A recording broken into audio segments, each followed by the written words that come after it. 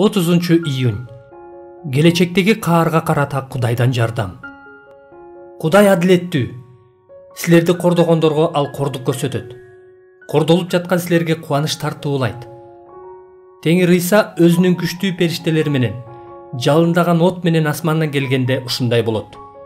Ошондо ал Кудайды тааныбагандарды жана биздин Теңирибиз Ыйса Машаяктын жакшы кабарына баш ийбегендерди жазалайт. 2 Тессалоникалыктар 1 бөлүм 6 аяттан 8 аятка чейин. Кудайдын чыдамдуулугунун чеги жеткен мезгил келет.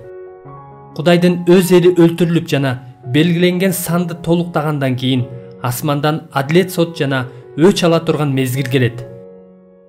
Кудайдын өз элин кысымга алгандардан өч алганы бизге берилген жеңилдик экенин байкоого болот.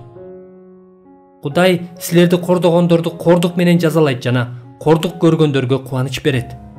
Башкача айтканда, бизге кордук көрсөткөндөр үчүн чыгарылган өкүм бизге берилген ырайымдын бир түрү деп түшүнсөк болот. Кудайдын өз элине ырайым кылып, алар үчүн өч алып, адилет сот жүргүзүшү бул Бабылдын кыйратылышы Аян 18 бөлүмдө сүрөттөлгөн. Бабыл кыйратылганда асмандан мындай үн угулду: "Асман, ыйыктар, элчилер жана пайгамбарлар, буга кубангыла, анткени Кудай алардын үстүнөн сот жүргүзүп, силер үчүн өч алды." Аян 18 бөлүм 20 аят.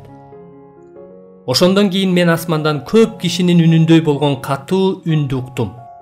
Ал үн мындай деди: "Кудайды даңктагыла, куткаруу иши, даңк, урмат, сый жана күч биздин Кудай Теңирибизге таандык. Анткени анын өкүмдөрү адилет жана акыйкат. Анткени ал бузуктукка ашынган аялды соттоду.